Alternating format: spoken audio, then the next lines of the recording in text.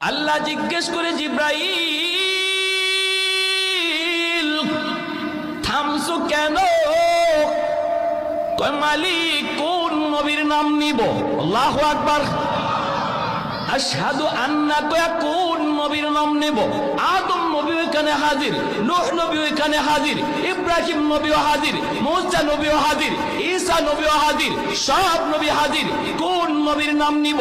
আল্লাহ বলে, জিব্রাইল বললা কি, প্রশ্ন করলা কি? আমি আল্লাহ সব নবীরে হাজির করলাম আমার বন্ধুর পিছনে নামাজ পড়ানোর জন্য, আর তুমি কিনা বলো কোন নবীর নাম নিবা? তাড়াতাড়ি করে আমার বন্ধুর নাম উচ্চারণ করো। আল্লাহু আকবার। জিব্রাইল আমিন আযানের ভিতরে আমার আপনার নবীর নাম আযানের ভিতরে তিনি উচ্চারণ করলেন। আযানের পর্ব শেষ হয়ে গেল। এরপরে আল্লাহ পাক বলে, জিব্রাইল সবাইকে বলো বাইতুল মুকাদ্দাসে কাতার বন্দী হওয়ার জন্য 2 রাকাত নামাজ আদায় হবে, 2 রাকাত নামাজ আদায় হবে। জিব্রাইল আমিন তিনি সামনের কাতারে, আমার আপনার নবী তিনিও সামনের কাতারে। মায়ার নবী বলেন, সামনের কাতারে জলিলুল কদর সব পয়গম্বর। ওই অবস্থায় দেখা যায় ইমামকে কেউ জানে না, অথচ জিব্রাইল একামত দেওয়া শুরু করে দিয়েছেন। ইমাম কে হবে কেউ জানে না, নামাজের একামত শুরু হয়ে গেছে।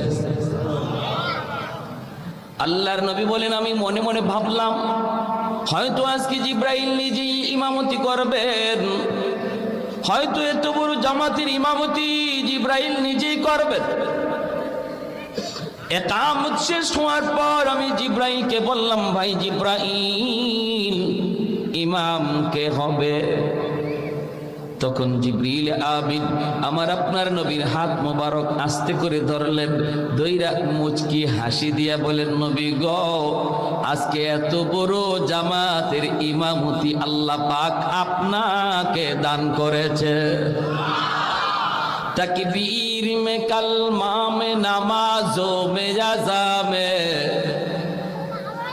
तकबीर में कलमा में नमाजों में अज़ा में है नाम इलाही से मिला नाम मोहम्मद, है नाम इलाही से मिला नाम मोहम्मद।